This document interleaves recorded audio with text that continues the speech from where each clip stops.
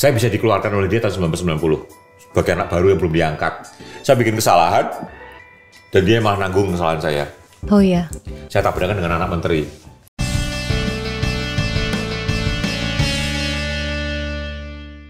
Halo Sobat Inspirasi, ketemu lagi di Airpod Erlangga Podcast, sebuah program talk show yang menghadirkan narasumber-narasumber hebat, berpengalaman dan menginspirasi bagi kita semua. Tapi sebelum itu, masih dalam situasi pandemi, saya Brigita Manohara berharap kita semua dalam keadaan sehat dan tetap mematuhi protokol kesehatan. Ayo Indonesia, Indonesia pasti bisa! Nah, tentu saja nanti saya tidak akan sendiri. Narasumber kita di episode kali ini adalah seorang fotografer senior yang sudah lebih dari 30 tahun berkarir sebagai jurnalis foto. Ia menjadi saksi sejumlah peristiwa penting baik di dalam maupun di luar negeri. Nah, ia oleh teman-temannya dijuluki insinyur foto. Nah, nanti saya akan berbincang dengan jurnalis foto senior Bang Arbain Rambe di Airpod Erlangga Podcast. Tapi sebelum saya menyapa beliau, saya ajak Anda terlebih dahulu untuk menyimak tayangan profil berikut ini.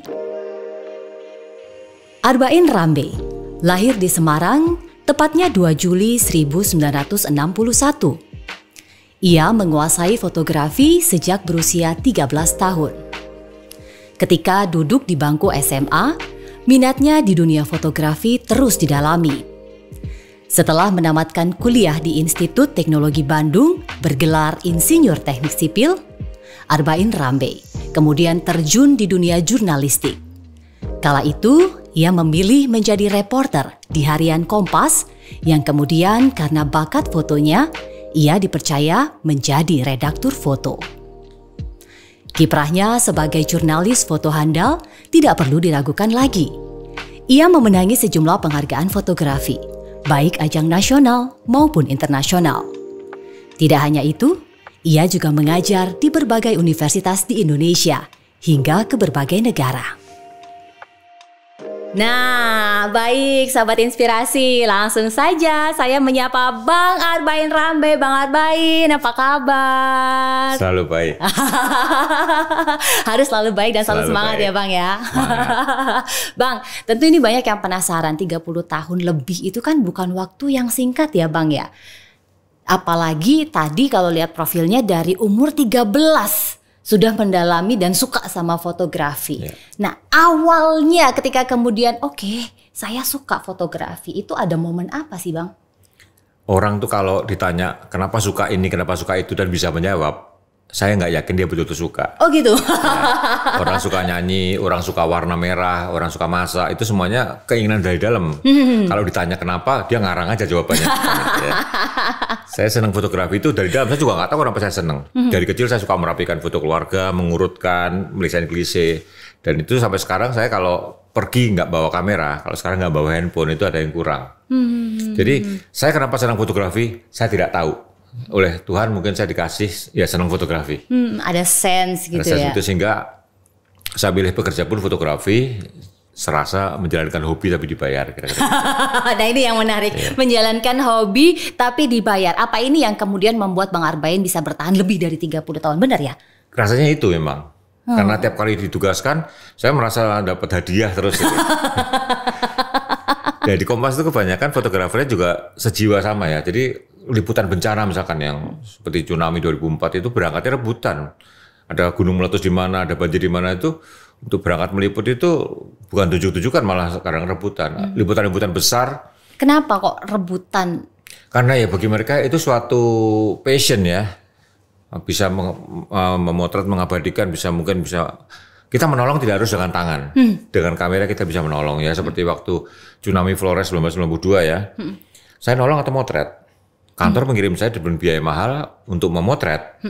Ya saya nggak nolong, saya motret. Dan setelah foto saya dipublish, Dana Kemanusiaan Kompas terima uang banyak sekali kan. Artinya bisa menolong saya menolong dengan kamera saya. Kalau saya menolong dengan tangan mungkin cuma 1 atau 2 orang yang tertolong kan. Saya dengan memotret, saya kirimkan ke Jakarta, di broadcast. Orang dunia melihat, ya itu tahu seperti itu. Jadi saya berpendapat bahwa dengan fotografi saya bisa melakukan banyak hal gitu ya. Jadi mungkin itu yang membuat Bang Arbain makin mencintai dunia fotografi karena dari satu gambar hasil jepretan banyak nyawa, banyak orang bisa tertolong. Ya, Nolong tidak harus dengan tangan kok. Tapi Bang Arbain, tidak banyak orang yang kemudian bisa setia dengan profesi jurnalis. Artinya nggak benar-benar senang itu. Oh gitu ya. Iya. Berarti tidak terlalu belum sangat mencintai seperti yang mungkin Bang Arbain dan saya pernah ditanya apakah fotografi sekarang masih bisa menjadi penghidupan. Saya bilang tergantung Anda. Semua profesi bisa menghidupi kalau dijalani dengan benar. Di fotografi misalkan kita buka studio, dapat job besar, terus nganggur berapa lama nganggur kan biasa kan seperti pandemi ini juga. Kalau belum mencintai ya dia bertahan. Kalau hanya mungkin melihat kesempatan temannya bisa sukses ikut-ikut ya mungkin udah pindah.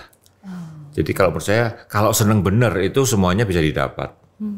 Jadi karena sudah melakukan dengan sungguh-sungguh maka dia akan setia dengan apa yang sudah dilakukan dan memberikan apa yang terbaik yang bisa dia lakukan gitu ya Bang. Karena dia tidak merasa bekerja, dia merasa menjalani kehidupan ini dengan gembira gitu. Tapi Bang, kuliahnya sipil, otomatis ngurusin beton dong Bang. Ya. Terus habis itu ininya fotografi sangat jauh. Kecuali kalau misalnya dari arsitek, oke, seni gitu kan. Karena saya harus sekolah oleh keluarga saya itu. Dan saya kecil di kota Semarang itu sekolah tuh hanya ada 3, dokter, insinyur atau sarjana hukum. Ya, jadi saya baru tahu belakangan bahwa insinyur itu ada arsitek, ada sipil, ada insinyur kimia, ada insinyur elektro kan. Saya tahu belakangan. Ya. Saya ambil teknik sipil karena ayah saya juga teknik sipil. Jadi saya pikir bisa pakai buku ayah saya. Ternyata buku ayah saya berbahasa Belanda semua. Nggak bisa pakai juga. Saya pikir belajar double akhirnya belajar bahasa Belanda juga gitu. Iya. Jadi bukunya ayah saya juga nggak kepake. Tapi akhirnya bisa selesai di sana. Setelah hampir drop out. Anda kebayang nggak? Saya kuliah S1 8 tahun 5 bulan. 8 Untung nggak 9 bulan orang melahirkan iya, Bang. Saya kalau istilahnya di ITB tahun 80-an itu ada namanya NRP 88 itu NRP yang bentar lagi kalau nggak sekarang sidang nggak tendang. Saya udah masuk NRP 88. Jadi udah jutaan. Sekarang nggak mungkin S1 8 tahun 5 bulan itu udah nggak mungkin sekarang. Tapi ketika waktu masih mahasiswa itu pun juga masih melakukan hobi. Waktu saya mahasiswa ITB saya nggak sempat hidup dengan fotografi ya. Kamera saya jual ke adik saya. Oh, ya. Kenapa Bang? Ya, saya butuh duit. Saya waktu itu mending beli gitar. Pernah mencintai gitar juga. Saya dulu ada beberapa cita-cita kalau nggak jadi pemain band. Oke, jadi insinyur. Tapi jadi ketika itu kameranya dijual dulu, akhirnya beli gitar.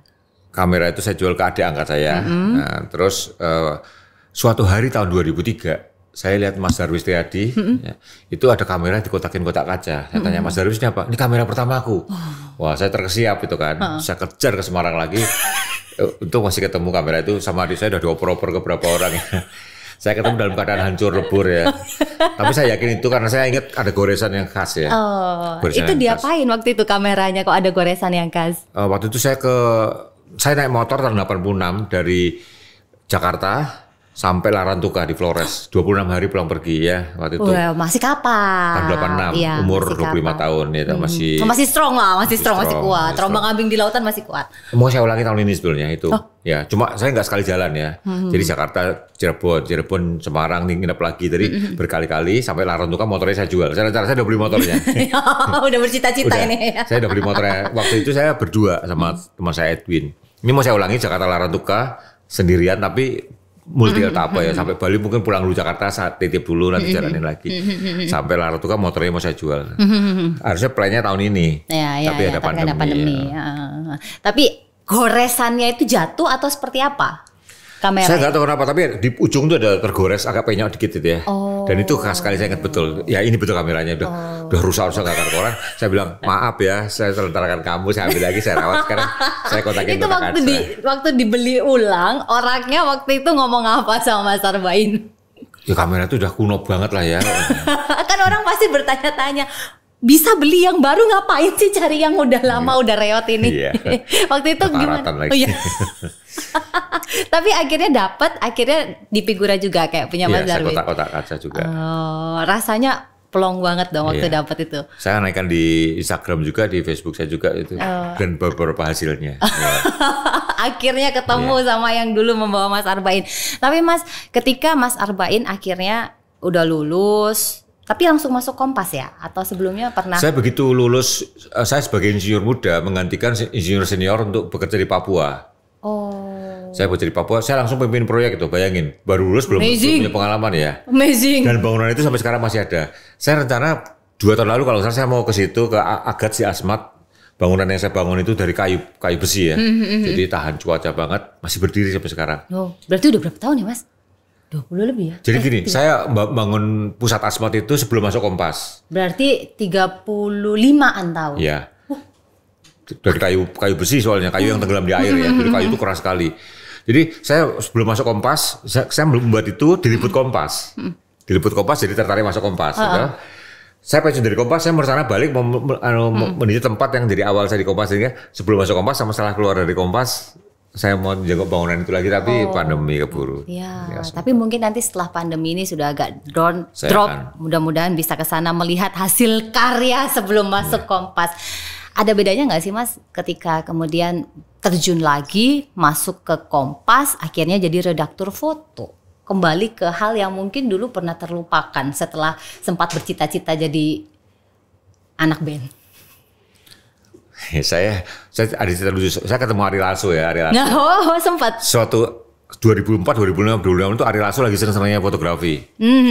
Kami hunting ke Pulau Belitung waktu itu, hunting motret. Terus Ari ngomong gini, Mas, aku dulu tuh bercita-cita dari penyanyi. Waktu itu udah masuk Dewa kata dia ya. Bercita-cita naik gunung Everest. Sekarang gini, kalau Dani ngajak rekaman dulu aku jadi penyanyi, tapi kalau ini goal Everest aku jadi pendaki gunung profesional. Gitu. Iya. Nah, saya terus terang pernah ingin jadi pendaki gunung juga. Waktu itu saya sama Relaso janjian mau naik Semeru. Oke. Tahun 2005. Ya, jadi kita latihan 2 tahun Mas ya, nanti 2005. Tapi sama-sama lupa, bablas. Sama-sama lupa. Akhirnya dia rekaman. dia memang bilang saya gagal jadi pendaki gunung karena masuk rekaman dulu dan sukses kan. Jadi saya dulu pemain band atau pendaki gunung profesional juga, saya sempat kepikir seperti itu. Banyak juga ya Mas ternyata Mas. Kenapa? Band, fotografi. Enggak, fotografi itu enggak pernah masuk dalam. Oh malah justru enggak? Malah enggak. Saya sedang motret aja tapi enggak pernah masuk dalam cita-cita. Jadi begitu saya kerja di Papua diliput Kompas itu, saya ngobrol sama Manuel Kasiepo. Manuel Kasiepo wartawan Kompas yang pernah jadi menteri zaman Gus Dur ya. Yang ayahnya jadi nama bandara di Biak. Frans Kasiepo yang jadi uang 10.000 itu bapaknya Manuel ya waktu itu.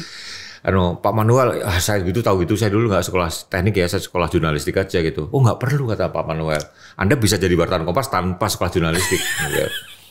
Jadi saya tertarik kayak Pak Manuel jalan-jalan dibayarin itu kan. Iya. Saya terus terang saya masuk Kompas itu karena ingin jalan-jalan dibayarin dan bisa motret. Iya. Tetap melakukan hobi. Iya, tetap melakukan hobi. Jadilah saya masuk Kompas, dapat beat. Saya masuk desa olahraga. Oke.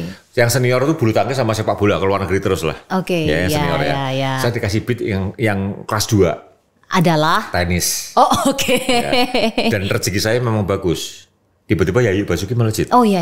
Ketika itu. Iya. Jadi pimpinan Kompas Pak Yakob waktu itu bilang, Yayu main dimanapun tolong diikutin. Oh, ya, seneng dong. Waktu itu dolar masih 1.900 itu.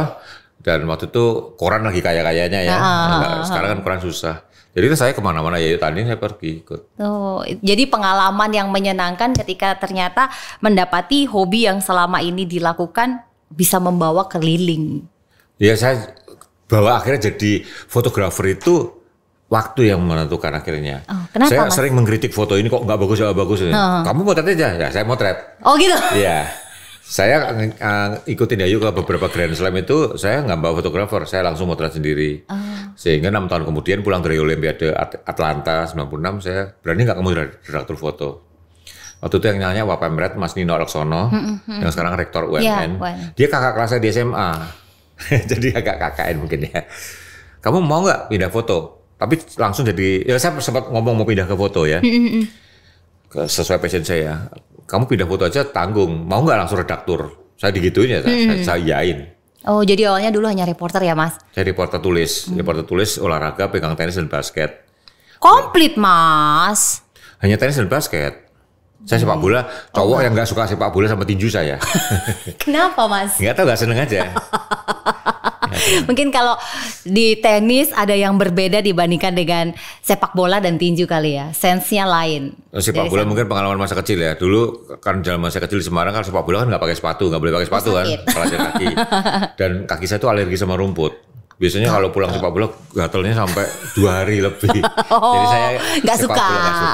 Oke. Kalau yang satunya lagi tinju? Tinju tuh nggak tahu ya, karena motretnya menengadah gitu ya. Oh, pegel. Ya pegel. Oh, jadi ada alasan tersendiri. Mas, tapi orang pasti bertanya-tanya ya, jurnalis foto tuh tugasnya ngapain sebenarnya? Jurnalis gini, orang sering bertanya foto sama tulis kuat mana, gitu kan? Ya, jawabannya nggak bisa dibandingkan. Karena ada hal tidak bisa ditulis dan ada hal tidak bisa difoto. Hal yang nggak bisa ditulis adalah wajah orang. Oh iya. Anda mau ngomongin pacar Anda kayak apa? Nggak mungkin pakai tulisan kan? Harus foto.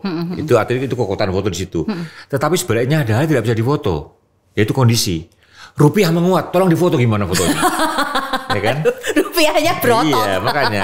Jadi dalam media sekarang itu memang selalu butuh visual sama verbal ya. Verbal itu tulis, visual itu foto atau video ya. Itu sama kuatnya beda. Terus orang bandingin juga video sama foto kuat mana? Nggak bisa dibandingin juga. Nggak bisa dibandingin juga ya. Foto itu satu titik untuk satu adegan yang panjang gitu. Nah kalau video ini dong tinggal jalan terus, nggak juga. Kalau salah angle sama salah ambil juga nggak ditonton nggak enak gitu kan. Jadi verbal sama visual itu beda. Visual pun bergerak sama diam, 2 hal yang berbeda lagi. Apa bedanya? Ya tadi, kalau foto tuh harus satu titik aja. Momen. Video tuh titik itu plus beberapa rangkaian sekitarnya. Kalau nggak pas, depan belakangnya juga nggak enak dilihat. Nah itu yang kemudian mungkin fotografi ini butuh sense untuk bisa membuat paket komplit menerjemahkan apa yang mau disampaikan. Itu yang saya bilang bahwa kemampuan fotografi jurnalis itu bukan masalah teknis. Pakai auto nggak masalah. Justru saya waktu jadi redaktur, kalau saya lihat anak buah saya pakai manual, saya tanya kenapa kamu pasti pakai manual, auto bisa. Kamu ringankan otakmu untuk mikir yang lain, yang nggak bisa auto, gitu kan. Jadi saya selalu menganjurkan pakailah auto. Bisa auto, pakailah auto. Otak kita bisa kita pakai buat hal yang lain lagi. Kenapa? Ada 3 hal nggak bisa auto, yaitu posisi, komposisi, dan momen. Mati kita. Di mana kita berdiri, itu nggak bisa auto. Kamu salah berdiri, fotomu pasti hancur, gitu. Iya. Komposisi seberapa lebar, motret presiden serah terima melantik Taruna Kabri gitu kan, pakai buat angle ya. Agak ketok. Cuma segini ya, salah komposisi toh. Lalu momen, motret jenderal hormat, kan jepretnya harus di sini kan, jepretnya pas gini, jadi hormatnya Hitler kan. Jadi 3 hal nggak bisa auto, itu yang orang sering lupa. Dia berkonsentrasi yang bisa auto. Dan yang nggak bisa auto itu dia nggak mikir gitu loh. Kita mending otak kita pakai untuk hal yang nggak bisa auto itu. Jadi mungkin ini bedanya jurnalis foto dan foto seni. Foto seni pun sama. Sama. Kita harus mikirin komposisi warnanya kan, mana kontrasnya saya naikin, saya turunin itu sama. Ya. Nah auto itu hanya masalah sebenarnya gini loh.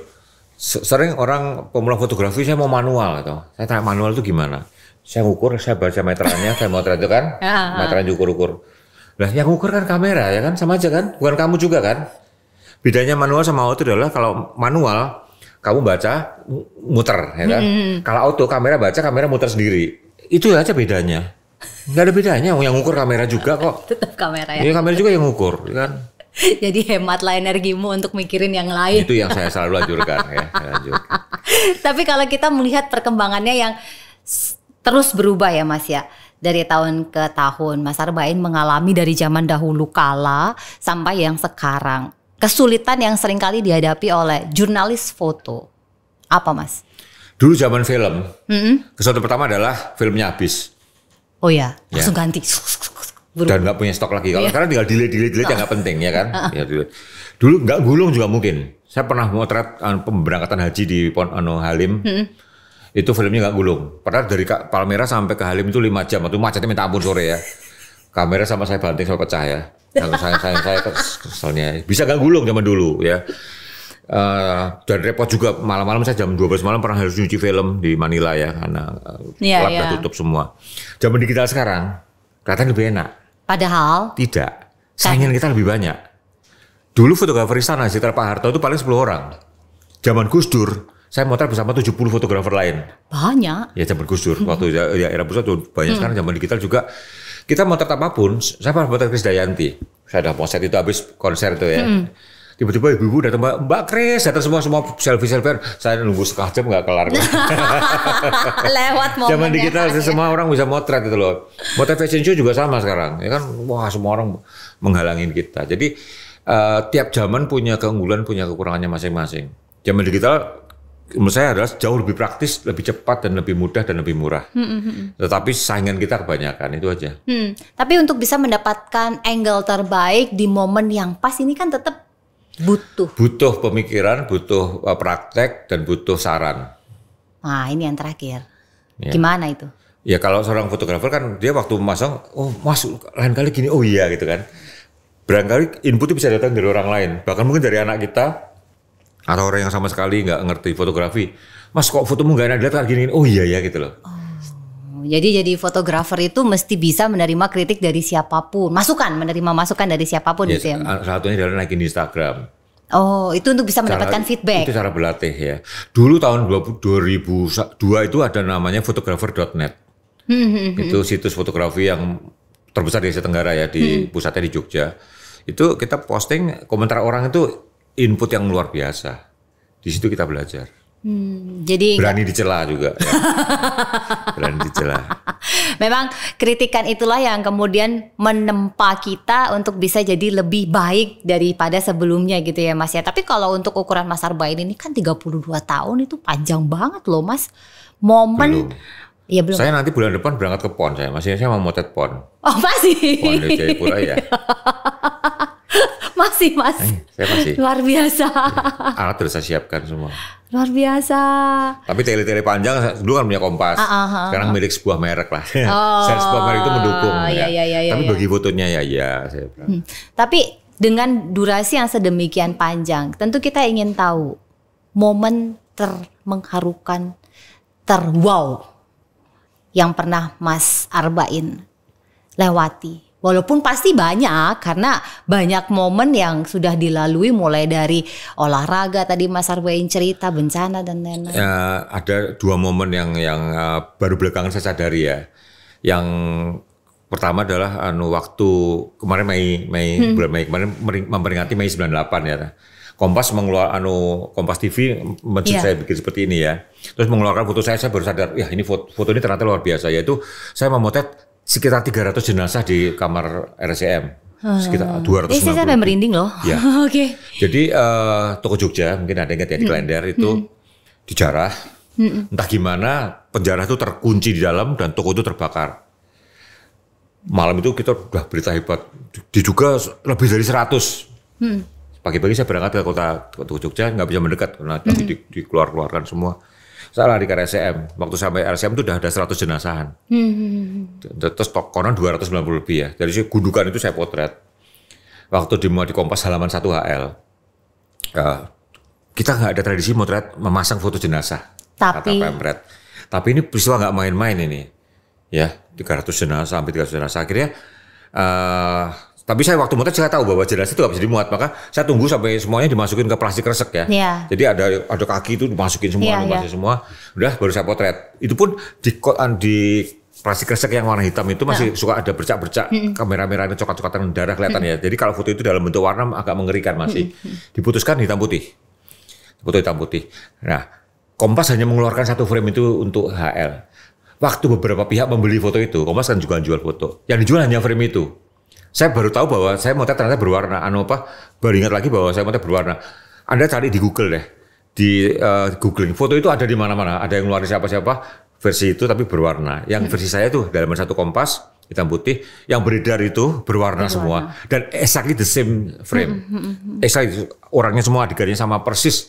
Exactly the same frame tapi berwarna. Oh ya, itu ternyata berwarna, saya baru ingat. Terus saya ingat juga kenapa dihitam putih kan, saya ingat keputusannya itu. Itu bagi saya foto itu mengesankan ya. Sebuah peristiwa hitam di Indonesia ya. Mei 98. Waktu memoto itu yang Mas Arbain rasakan? Waktu motret itu saya udah nggak punya rasa karena itu udah beberapa peristiwa eskalasi, beberapa peristiwa kan demo penembakan di Trisakti. Jadi itu eskalasi. Dan sangat cepat waktu yang saya sampai karena nggak sempat tidur.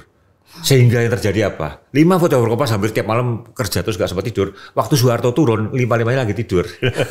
Jadi Kompas gak punya bayar fotonya. utang untuk tidur. Bablas ya. Jadi waktu Pak Harto besoknya mundur itu malam itu SDSB pun saya tugaskan ke rumah Pak Habibie. Gitu. Nongkrong di rumah Pak Habibie, mana dah pulang semua dah tidur semua. Satu-satunya fotografer Mas Ratno yang tugas di sana itu waktu itu lagi Pantai Kosta kalau nggak salah.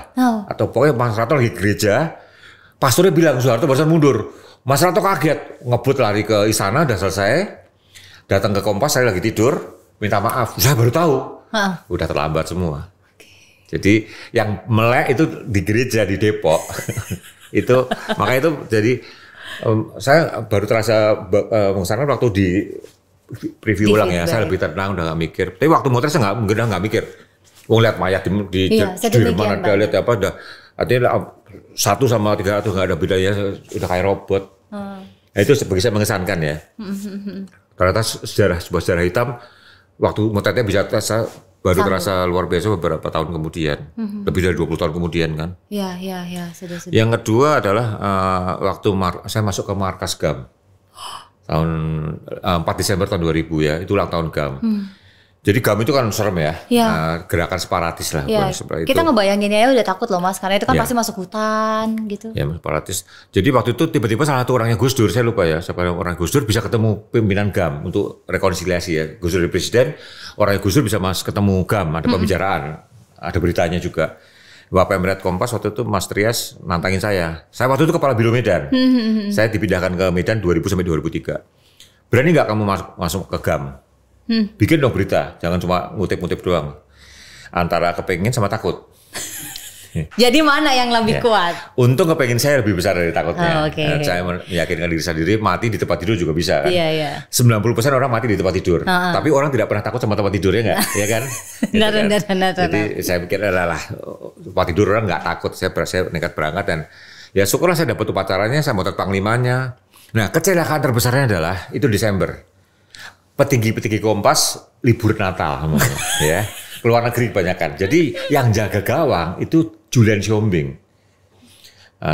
Hampir seusia sama saya lah ya. Dia kepekaannya karena itu kadang sama dia diabaikan kan. Kalau petinggi yang senior ada pasti foto itu nggak akan dimuat. Nggak akan dimuat. Gerakan separatis. Ketua GAM lagi upacara bendera dengan paling bersenjata semua dijadikan headline halaman 1. Wah itu heboh, Kompas memberi tempat kepada separatis kan waktu itu dianggapnya begitu. Itu yang bagi saya mengesankan adalah karena saya juga nggak nyangka jadi headline. Tapi ada nggak sih rasanya beda gitu ya kalau misalnya foto itu jadi headline ataupun ya tetap dipasang tapi tidak menjadi headline halaman 1? Oh kelasnya beda sekali. Oh beda ya? Iya, foto headline itu adalah foto the best hari itu. Itu capaian yang terwow dari seorang jurnalis foto. Fotografer kalau fotonya nggak pernah masih dari headline itu ya diragukan lah ya. Jadi dia harus punya satu pencapaian dalam satu penugasan fotonya sampai layak halaman 1 itu pencapaian. Nah, yang foto yang GAM itu saya betul-betul tidak menyangka ya. Saya pikir ini buat dokumentasi aja ya, buat stok aja ini foto panglimanya seperti ini. Abdullah Syafi'i ya Pak, Tengkulah ya kita panggil ya Pak Abdullah Syafi'i, baik sekali orangnya. Terus saya akan medok Jawa gini, ditakut-takutin orang. GAM itu anti orang Jawa loh. Saya medok gitu, udahlah kalau anti mati aja saya masuk. Tapi terus teman saya nakal loh, ini orang Jawa nih gitu. Enggak Bapak ini wajahnya Sumatera tadi. Tenang. Dan tidak, di dalam GAM sendiri banyak orang Jawa kok. Saya ngobrol dengan beberapa orang Jawa. Justru malah sebenarnya ada orang Jawa. Iya bukan, itu mitos-mitos yang dihentikan. Jadi GAM itu bukan gerakan benci gerakan ya suatu keinginan merdeka dulu waktu itu ya. Sekarang udah nggak ada kan setelah tsunami jadi damai ya. Perdamaian di Finlandia oleh Pak JK waktu itu ya. Terus pendiri GAM juga udah pulangan waktu itu pulang terus meninggal di Indonesia.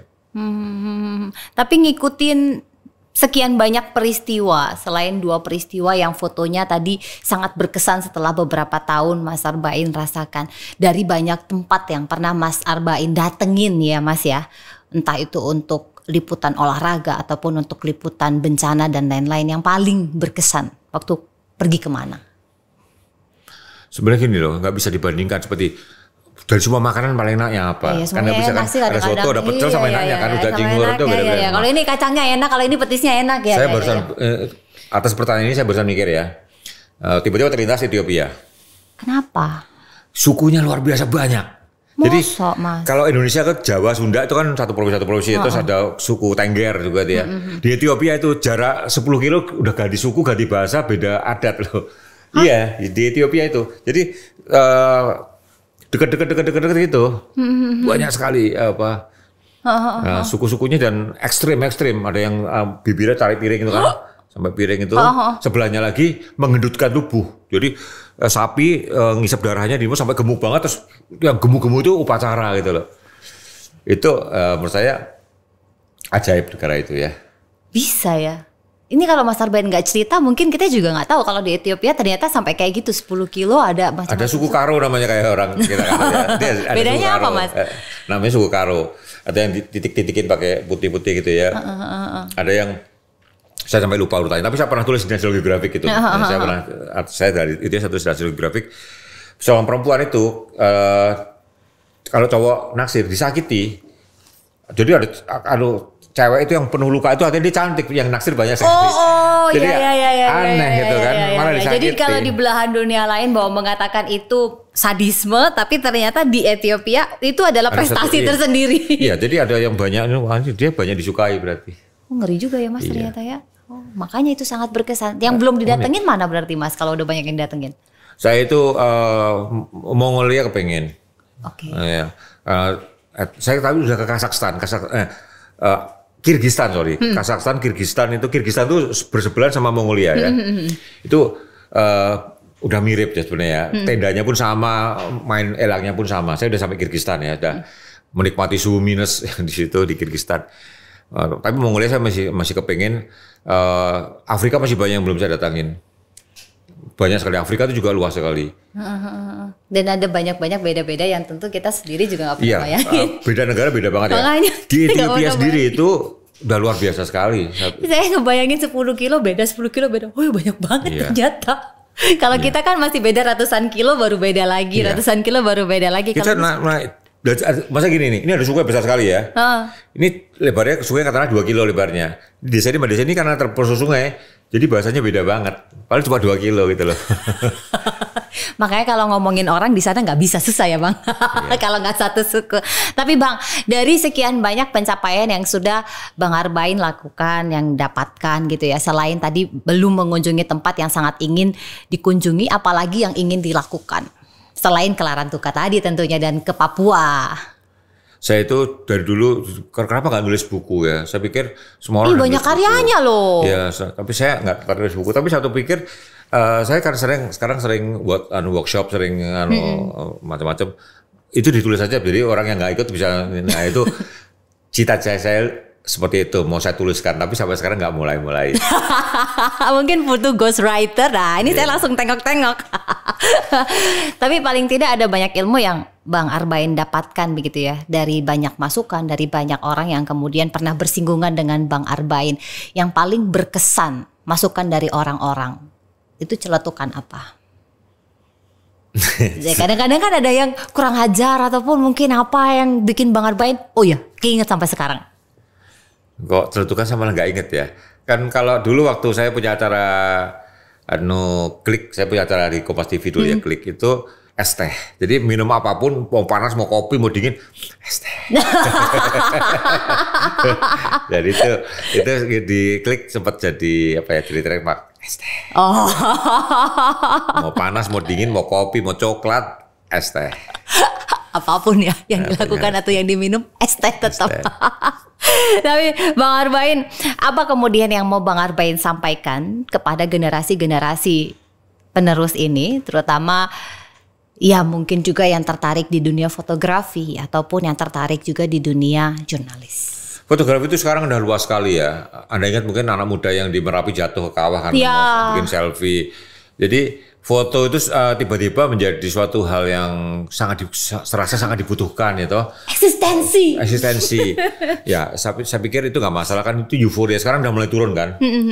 Ya, nggak usah jauh deh. Istri saya dulu waktu pertama kali saya belikan kamera pocket, belum handphone ya. Itu mau tatin jendela, pintu rumah orang itu kan, gantilah pintu kita kayak gini bagus. Yang saya seperti itu ya. Sekarang udah bosan juga kan. Dulu handphone itu sampai penuh ya, sampai ganti kartu memori masih penuh-penuh juga. Ya sekarang udah mulai biasa, udah nggak terlalu sering. Dulu ketemu siapapun selfie kan. Iya emang. Ya sekarang udah punya cucu pun nggak terlalu banyak motret, dia motret pun sekarang saya disiplin, cucu saya potret hanya pakai handphone.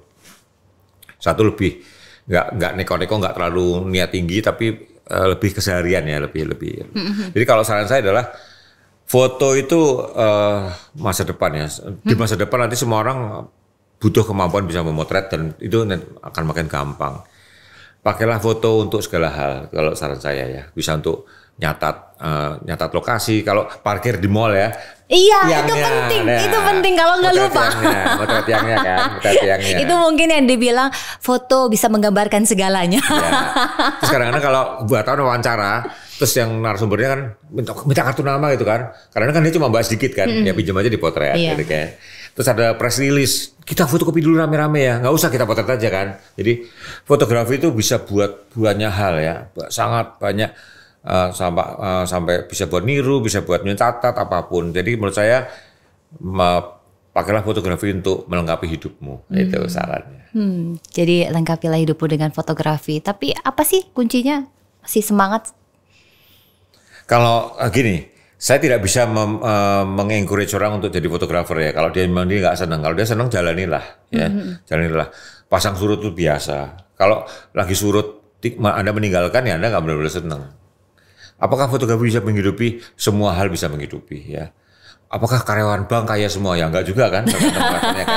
Apakah semua fotografi bisa sukses? Ya enggak tahu juga. Semua yang ada space-nya di atas gitu. Kalau menurut saya hidup jalanilah dengan gembira ya, dengan senang. Maka saya bilang sama anak saya, kamu cari sekolah yang kamu jalaninya dengan senang. Anak saya yang dokter gigi itu dulunya mau masuk di kafe. Dia senang gambar komik kan. Tapi akhirnya bahwa dia milih jadi dokter gigi ya ingat kakeknya menyuruh dia begitu gitu loh. Nggak apa-apa lah, aku tetap bisa gambar. Akhirnya dia kuliah double kan di IKJ sama FKG ya. Dia tetap bisa. Nah, intinya adalah kalau kamu sekolah atau milih kerja, pilihlah yang kamu bisa seneng. Soal bisa kaya atau tidak itu kita nggak pernah tahu arahnya kemana. Kita bisa kerja di bank yang hebat, kita nggak kaya juga mungkin kan. Iya. Kerja di perusahaan kecil, tiba perusahaan itu boom kan, mungkin juga gitu. Jadi, siapa yang nyangka kayak Alibaba kemudian bisa sukses gitu, atau mungkin Mark Zuckerberg ya kan? Mungkin ini buat sahabat inspirasi juga bahwa lakukan apa yang kemudian Anda sukai dan lakukan itu benar-benar, karena kalau masih Anda tinggalin di saat pasang surut berarti belum cinta gitu ya Bang ya. Saya ingat gitarisnya The Police ya, dia meninggalin terus Police boom kan. Menyesal itu datangnya belakangan. Kalau di depan namanya pendaftaran. Bang, kita lihat foto berikut ini. Kita coba cek foto berikut ini. Ada cerita apa di balik ini, Bang? Nah, ini foto tahun berapa sih, Bang? Ya Allah, kayak artis silat, pemirsa. Ini kartunya luar biasa, kenapa coba? Masih Pak Yakob Utama tanda tangannya. Iya loh. Ya, pendiri Kompas ya dan sudah meninggal ya. Iya, ini masih laminatingan ya? Masih laminatingan. masih ketik tuh. Iya, masih laminatingan, masih ketik. Itu foto tahun berapa sih, Mas? 90. Ya Allah. Si unyu-unyu loh ya. Iya, baru punya anak satu. Kayak Jet Li, Mas, bener. Iya. Ini dulu yang foto di Kompas juga? Saya nggak ingat siapa yang motret ini. Tapi dalam wajah saya seperti ini, saya di Filipina dikira orang Filipina, di Bangkok dikira orang Thailand, di Vietnam dikira orang Vietnam, ya. Bisa kok bahasa lokal. Ini wajah dari Asia Tenggara nih. Iya. Ini tipikal wajah Asia Tenggara yang menguntungkan ternyata. Di Kamboja dianggap perang lokal. Iya benar sih Mas, mirip-mirip sih Mas.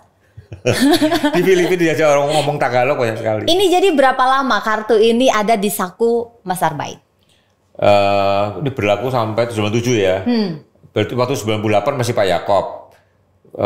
Kartu ini biasanya 4 tahunan biasanya ya. Ini 3 tahunan ya. 3 tahunan sorry. Jabaran redaktur itu 3 tahunan, Pemret itu 5 tahunan, saya lupa ya. Ini 3 tahunan berarti kartu.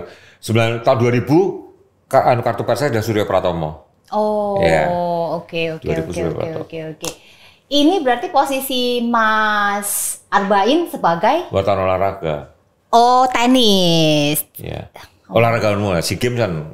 Oh, jadi olahraga lah. Tapi saya beat khususnya tenis dan basket, beat khususnya.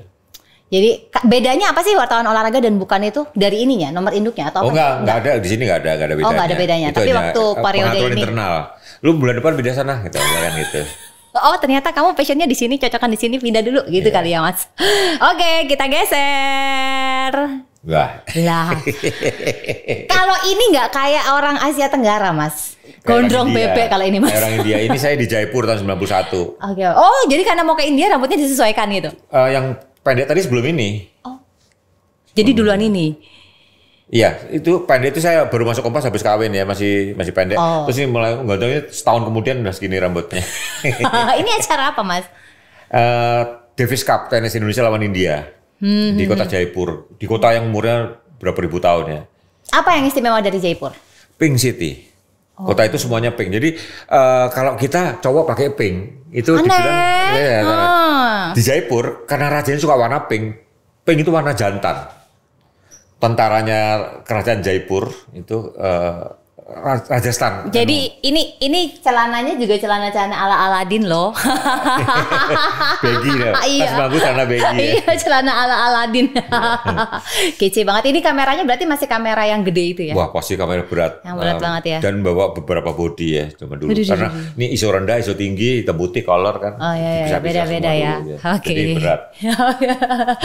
Beban hidup sangat berat ketika itu guys, ya kan guys, walaupun pink. Kita next. Lah ini saya koleksi kamera Polaroid ya. Ini koleksi kamera saya. Ini kamera keberapa yang Mas Sarba? Enggak, ini kamera saya beli udah mati. Oh. Udah enggak jalannya. Saya membeli untuk koleksi ya, untuk koleksi. Saya Polaroid yang punya yang merek Fuji. Oh iya yang iya. pink warnanya lucu-lucu itu. Iya. Jadi ini memang sengaja untuk koleksi aja, menunjukkan bahwa ini loh ada kamera Polaroid. Ini dapatnya di mana? Loh, jadi ada beberapa. Lu serius? Saya buku saya 1000 buku saya terakhir itu beli di Loa semua. Saya tiba-tiba semenjak tahun 2014 kali ya, saya tertarik beli buku Loa karena apa? Saya menemukan lebih banyak hal dari buku Loa daripada buku baru. Kenapa? Saya kadang saya punya bukunya Ciliriwut dengan tantangan Ciliriwut asli. Ciliriwut sekarang nama bandara di Kalimantan Tengah. Buku karya Pak Ciliriwut, ada tantangan Ciliriwut untuk jenderal siapa saya lupa, jenderalnya juga. Jadi, iya. Saya juga bekas bukunya Pak Adam Malik saya pernah dapat. Terus kadang ada buku orang nggak terkenal tapi dalamnya ada catatan. Bentar. Dengan kesibukan Mas Arbain, kapan ke pasar Loaknya itu? Online. Oh, Online. Oke. Iya. Salah satu supplier buku saya terbesar adalah namanya Hari Gibb ya, Hari Gibb itu ada itu. Itu kalau dia kira-kira suka dia kadang kontak saya personal ya, kirim ini saya bayar. Dari 2014 saya mulai mencintai buku bekas karena lebih banyak saya bisa dapat daripada buku baru. Dan saya nggak usah ke toko buku gitu kan. Historinya. Ini juga kamera ini ada saya namanya lupa, Wahyu namanya, anak Bogor. Itu Om saya dapat kamera ini mau kirim gitu loh. Jadi lucu loh karena ini kamera udah susah carinya. Saya punya 50-an. Ini mungkin masih hidup waktu saya terima. Cuma filmnya udah nggak ada. Kan ukurannya kan nggak standar. Ya. Jadi waktu ini saya terima kan kamera zaman dulu itu kan sederhana, hanya pair sama ya kan. Mungkin masih jalan, cuma filmnya udah nggak ada yang jual. Jadi yang mereknya Polaroid aja saya ada punya lebih dari 30 model. Ya, banyak sekali. Mas. Ya. Karena yang hitam-hitam semua yang mulai nekuk itu. Itu aja dalam satu edisi itu versinya juga banyak sekali. Oh, nanti tolong satu sesi khusus ya untuk mendalami Polaroid ini. airport. Next. Loh, 94. ini artis Hollywood. 94. Acara apa Mas? Ini saya salah fokus sama tas merahnya. Saya mau melamar main film Die Hard kalah sama Bruce Willis. Padahal udah kumisan loh. Casting. Ini apa ceritanya di? Pulang dari US Open. Yayu Basuki tanding di US Open di New York. Pulangnya LA, Hawaii, Jakarta kan. Ya, di LA saya berhenti untuk ke Universal Studio.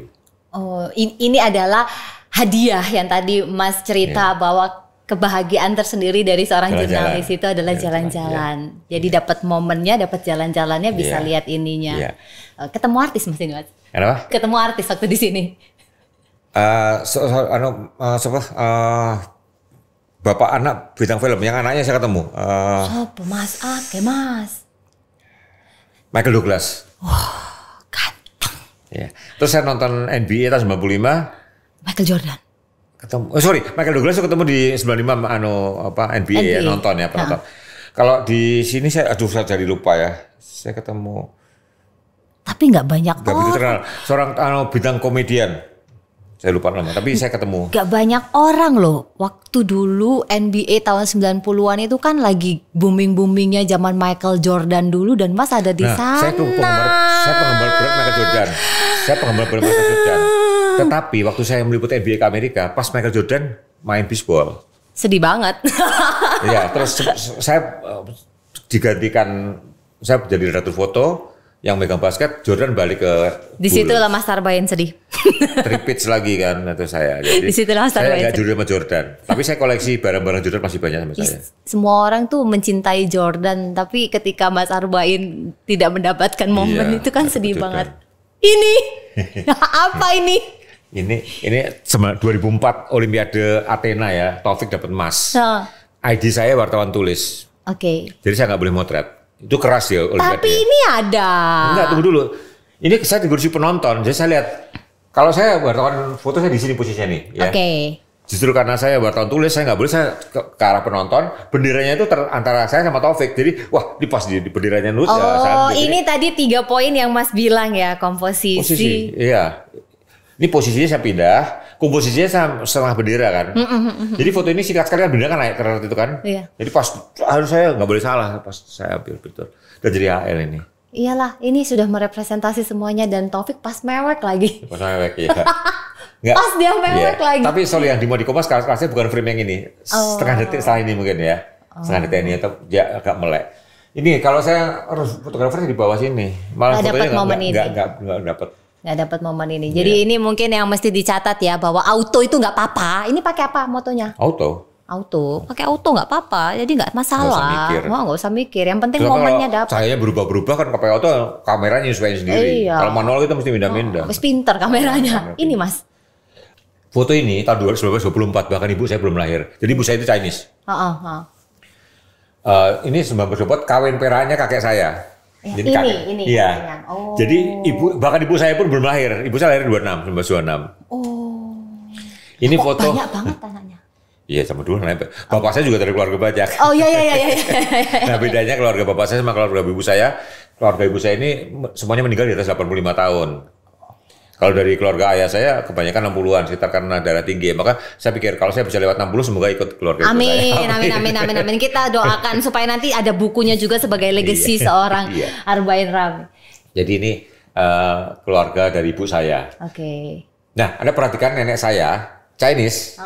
Tapi wajahnya nggak terlalu Chinese sebetulnya. Jadi kalau lihat karena gini, perempuan Tionghoa itu tidak ada yang keluar dari RRC sebelum 1900 resminya, ya. Jadi kebanyakan kalau pria RRC datang ke Indonesia punya anak udah beranak pinak menikahi orang lokal. Jadi kebanyakan saya kasih tahu sama Pak Tam. Pak Tam itu saya kenal di Hong Kong ya. Arbain. Kamu tahu nggak bedanya orang itu? Yang itu coklat itu karena pelarian G30S ya. Di perempuan Indonesia itu kalau neneknya dulu sebelum 1900 udah di Indonesia pasti ibunya pribumi. Iya. Jadi ini udah peranakan. Udah peranakan ya nenek. Kalau kakek saya. Iya karena udah kayak kalau orang ini kan bilangnya udah Cina Indonesia. Iya, kulitnya coklat udah nggak putih ya. Udah nggak sipit banget. Iya. Nenek saya itu beberapa foto mukanya lebih nggak kayak Tionghoa lagi. Mungkin pas ini momennya ini ya. Sayangnya nggak ada mamanya Mas Arbain. Next. Nah, siapakah ini? Ini ulang tahun pertama saya. Ini, lucu juga ya ternyata Mas Arbain waktu masih kecil. Saya pembantu ini sampai saya umur 4 tahun ikut. Ya, saya manggil Gak tahu nama siapa ya. Ya. Jadi saya ingat berkata, kamu dulu sama si nakal ibu saya bilang. Kenapa Kamu manggilnya gitu. Si tapi cuma sampai umur 4 tahun. Ya. Setelah itu udah gak pernah kontak lagi? Saya nggak tahu, saya pernah mencari dia udah gak ketemu. Nah setelah saya 4 tahun, saya masuk TK segala, ngantar namanya Bokem. Sanikem atau Sarikem apa Bokem sama manggilnya Bokem. Bokem itu sama cinta sekali loh. Jadi ibu saya tuh nggak pernah ngasih saya uang jajan, tapi setiap hari saya jajan. Bokem dan gaji dia jajanin saya loh. Sayang banget. Saya tuh kalau ingat Bokem suka sedih, kayak mamanya sendiri. Ternyata Bokem itu baik sekali. Jadi dari Sentolo ya. Saya ke Sentolo 5 tahun yang lalu. Tapi nggak mungkin ketemu kan anaknya Bokem atau siapa nggak tahu. Dari Sentolo saya ingat Bokem dari Sentolo. Sampai berapa lama sama Bokem? Saya SMP Bokem pulang kampung. Oh, berarti lumayan juga ya 5 sampai SMP ya sekitar 13 tahun. Ya, lama juga ya? Lama juga. Mulai SMP pengasuh saya tanda petik ya cowok. Namanya Jimin kayak nama artis Korea. Iya serius Jimin. BTS. Iya. Namanya Jimin. Serius Mas Jimin? Iya Min, saya manggil Jimin, Mas Jimin. Oh. Jadi ada artis Korea namanya Jimin, saya bingung kok kayak nama orang Jawa ya. Jadi pengasuh saya itu Jimin, nyebut saya sekolah dulu Jimin namanya. Baru tahu ada Jimin ternyata zaman dulu pemirsa. Mas ini Mas. Nah ini kalau di fotografer ada tas kamera yang legend ya, handmade ya, buatan Inggris Billingham ya. Mas Darwis pakaian, wah keren juga Mas. Kamu mau? Saya iriin buat kamu deh. Ini punya Mas Darwis. Ya karena Darwis Riyadi, sahabat keluar Bain. Oh, hubungannya sedekat apa sama seorang Darwis? Mas Darwis itu patron saya ya. Dia dalam memotret manusia itu dalam sekali ya. Basuki Abdullah hanya fotografi lah. Dia kalau memotret seorang wanita itu dia bisa menemukan titik terkuat wanita itu. Saya pernah lihat ditaruh di kursi putar, diputar, dilihatin terus sampai nemu titik yang terbaiknya ya. Jadi dia buat teknik innernya itu keluar semua ya, kayak Basuki Abdullah kalau melukis wanita ya. Mas jadi saya bersahabat baik, guru di sekolahnya yang dia dirikan juga. Besok saya ini ke Bandung untuk ngajarnya ya. Untuk Darwis School besok yang nanti Darwis School. Jadi saya sama Mas Darwis sangat. Nah, istrinya yang pertama itu teman sekelas kakak saya. Dunia sempit selebar daun kelor. Iya. Makanya Mbak Cita tuh, kok iya dia mari loh. Iya. Teman sekelas kakak saya, jadi bayangin gitu. Lah kalau ini Mas, rocker banget. Ini saya agak lupa di mana, tapi foto ini saya ingat sama Oscar ya. Ini saya terus terang saya lupa di mana. Jimi Hendrix loh, penggemar Jimi Hendrix. Iya. Serius. Iya, Jimi Hendrix itu main gitarnya kan gitar. Iya, keren banget. Dan dia kalau fotografer suka sama fotografi, Jimi Hendrix suka sama gitarnya. Menjiwa dia nggak pernah kursus loh. Tapi kan semua cara ngambilnya kan out of the box semua. Dari kalau paman saya kan suka main gitar, jadi saya ngikutin cara dia metik, pakai gigi segala itu. Iya. Dia keren sih. Lintasan nadanya, lintasan chordnya itu out of the box semua. Dia keren banget sih emang. Mati muda sayang. Iya. Ya kan? Nah, ini foto karya saya tahun 2007. Akhirnya foto ini jadi gini. Saya punya foto headline saya pertama di Kompas, Pak Harto sama Bu Ahmad Yani di Lubang Buaya. Itu foto headline saya yang pertama di Kompas ya, tahun 90. Foto headline saya yang terhebat dari yang GAM. Foto headline saya yang terakhir di Kompas itu Singkawang, Cap Gomeh Singkawang ya. Nah, setelah keluar dari Kompas, jarang fotografer foto jadi HL setelah keluar. Ini foto saya jadi HL waktu Pak Yaakob meninggal. Oleh teman saya Koko, namanya Koko, staff desk foto. Foto Pak Yaakob disusul dengan foto-foto wajah fotografer Kompas. Ini semua fotografer Kompas, ada saya. Berapa banyak? 9 fotografer ya. 9 yang aktif. Ada foto saya kalau di sini. Ini Rasti Kurnia ya. Foto saya mana ya? Saya. Kok jadi nggak kelihatan ya? Ini Kartono Riyadi, Julian Jombing. Agak pecah. Tapi ada saya kok di hidung. Ini saya. Hidung, iya. Ini saya juga ini. Ini sebuah fotografer Kompas. Pas fotonya dikumpulin oleh Koko, tim artistik disusul jadi Pak Yaakob. Sebenarnya nggak disusul sih, di blending ya, karena frame-nya masih dari fotonya Pak Yaakob. Iya. Ini Pak Yaakob nggak sengaja loh nih. Jadi dia pidato, oke, sekarang kita kerja lagi, cacat berat. Itu makanya saya bilang momen itu penting. Oke, kerja lagi. Jadi ini seperti berdoa ya. Seperti berdoa. Padahal seperti berdoa. Pak Yaakob ngomong ini nih. Oke, sekarang rapat selesai kita berdoa, kerja lagi. Gitu. Cek sambil. Kalau saya minta satu kalimat tentang Yaakob Utama. Orang luar biasa. Saya bisa dikeluarkan oleh dia tahun 1990. Sebagai anak baru yang belum diangkat. Saya bikin kesalahan. Dan dia malah nanggung kesalahan saya. Oh iya. Saya tabrakan dengan anak menteri.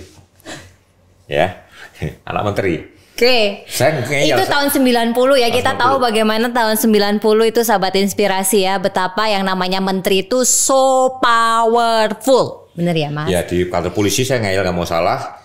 Lihat kartu Kompas, si anak menteri lapor sama telepon Pak Yaakob. Buatan Kompas tabrakan gini, nggak mau ganti. Saya pakai dipanggil Pak Yaakob. Bung, bener ya gitu. Betul Pak. Kenapa Bu nggak mau ganti? Saya nggak merasa salah kok. Ya udah saya ganti, Pak Yaakob yang ganti. Dia bisa ngeluarin saya loh. Saya belum diangkat itu, saya masih buatan percobaan. Ya udah saya ganti. Dan itu yang beliau lakukan. Ya. Dan itu yang membekas sampai itu sekarang. yang saya tulis jadi obituari waktu Pak Yaakob meninggal. Dan teman-teman saya kan ngakak lihat itu. Dan orangnya anak menteri itu sekarang bersahabat sama saya. Berawal dari tabrakan. Yeah. Tapi apa itu juga yang membuat Mas Arbain bertahan lebih dari 30 tahun di Kompas? Di Kompas itu yang bikin bertahan adalah kita semua tidak merasa rekan kerja ya. Udah kayak saudara, kita pulang ke kantor jam 12 karena masih kok main karambol masih sama. Jadi kalau Anda tahu saya dulu gitar, drum set lengkap saya bawa kantor ya. Buku saya berantakan semua bisa terima, di kantor lain nggak mungkin. Jadi saya udah merasa at home. Saya hampir nggak pernah pulang dulu. Justru kalau pulang yang ketawa pintunya. Iya. Ini terakhir Mas Arbain. Satu kalimat sebagai closing statement di Airport episode ini yang mau Mas Arbain sampaikan untuk seluruh sahabat inspirasi yang menyaksikan Mas Arbain. Kalau kita lihat orang dianggap berprestasi ya, kita bisa kagum, kita bisa tiru ya. Tapi kuncinya adalah gini, jalanilah hidup Anda tuh sesuai passion Anda. Dari kecil bisa Anda biasakan. Kalau Anda punya anak, arahkan passionnya ya. Itu membuat dunia lebih baik dan semua hidup terasa menyenangkan. Gagal nggak merasa gagal karena dia jalan di passion. Biasanya orang merasa gagal kan karena ngejar sesuatu yang dia benar bukan di situ. Terus nggak berhasil, merasa gagal dan itu menghancurkan sisanya. Kalau kita sesuai dengan passion, kita nggak pernah merasa gagal betulnya. Cuma merasa belum gitu. Jadi kalau saran saya ya, hidup jalannya dengan passion.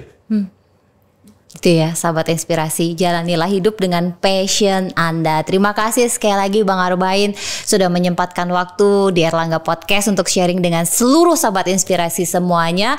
Dan tentunya mudah-mudahan saja tadi apa yang disampaikan oleh Bang Arbain tadi bisa memberikan inspirasi serta ilmu yang bermanfaat untuk sahabat inspirasi semuanya. Dan tadi closing statement dari Bang Arbain sekaligus mengakhiri Airport kita di episode kali ini. Saksikan terus YouTube Erlangga Inspirasi Channel dan tentunya masih banyak pembahasan lain yang bermanfaat dan menarik untuk bisa dibahas bersama dengan seluruh sahabat inspirasi. Dan tentunya saya berharap seluruh sahabat inspirasi selalu diberikan kesehatan, tetap di rumah dan terapkan protokol kesehatan. Indonesia pasti bisa, Indonesia pasti pulih. Terima kasih, sampai jumpa, salam inspirasi.